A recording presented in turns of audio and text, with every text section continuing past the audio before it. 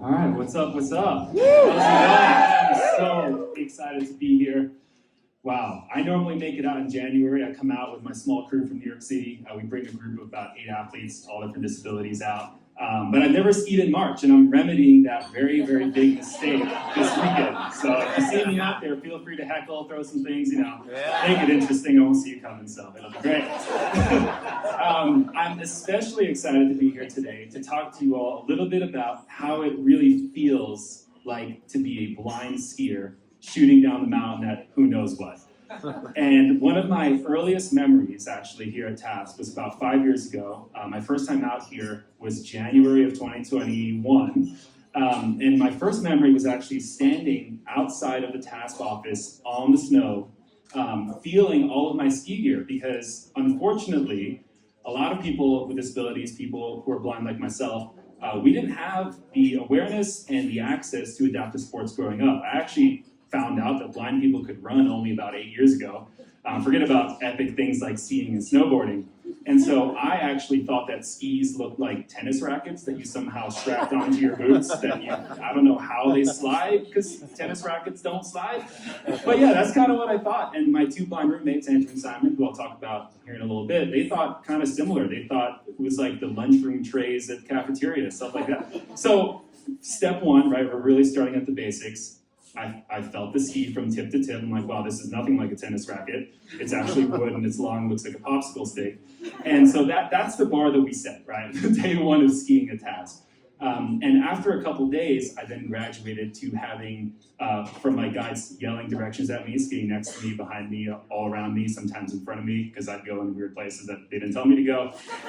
Graduating to using the audio headset. Now, the audio headset, for those who don't know, is the blind skier's best friend, because that voice in your head telling you directions, that's your lifeline, right? You listen to that voice. Very bad things happen when you don't listen to that voice. Trust me, I tested it. I would not recommend it. Typically, you have your main guide skiing right behind you, giving you directions, and you have your defensive line guide. I don't know if we're supposed to call it your defensive line guide, but it's basically a D-line, blocking, tackling, all the 8-year-olds, pointing it and sending it a little bit further back. And so I think before I tell you about how epic the guides are, we have a short video just to demonstrate what guiding sounds like to someone who's blind. And then I'm going to tell you a little more right after that. Wow. Woo! All right. 2, 3, and left. 2. That's better than me.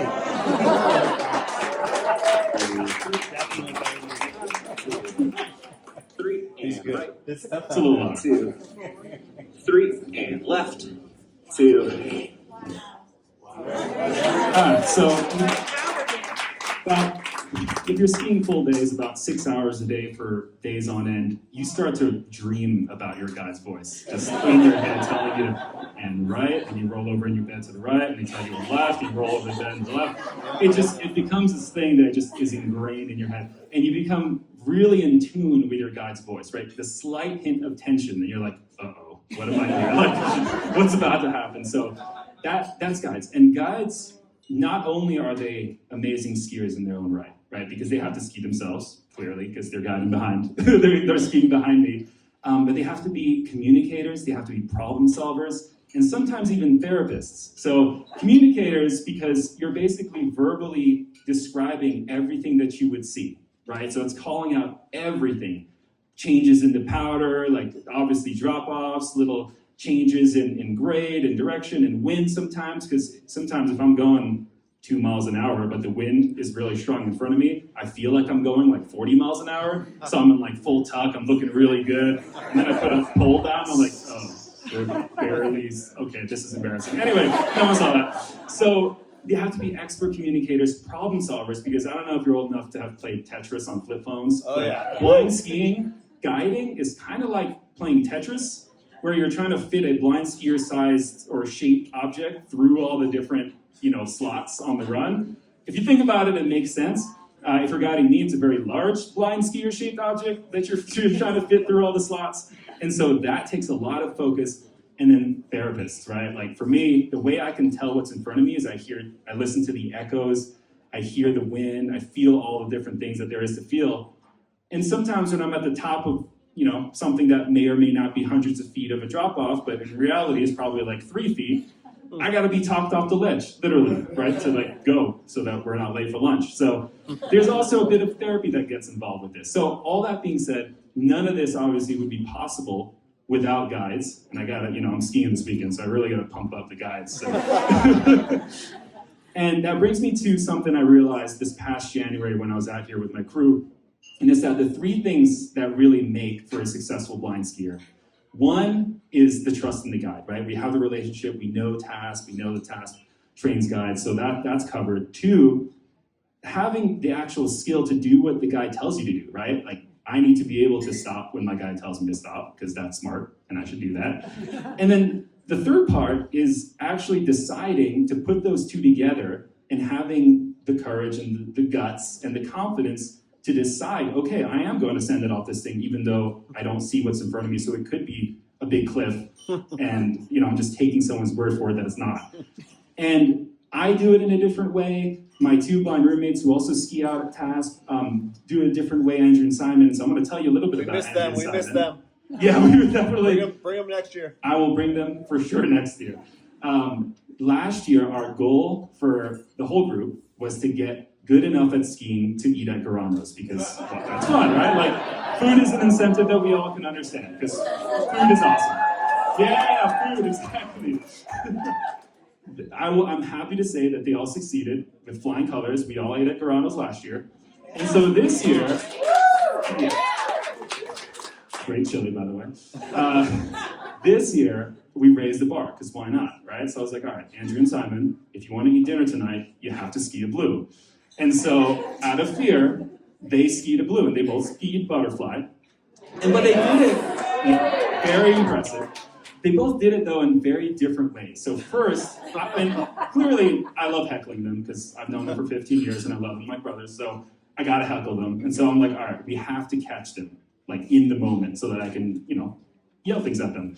And so, first person we see is Simon. He's halfway down butterfly. I'm going up 4. My guide leans over and is like, I think I see Simon. He's like, all right, we have to catch them. So we get off the chair. None of the slow signs are in Braille. So in my opinion, they don't apply to me because it's not accessible. So we point and send it. No mind for the speed limit. Just jokes.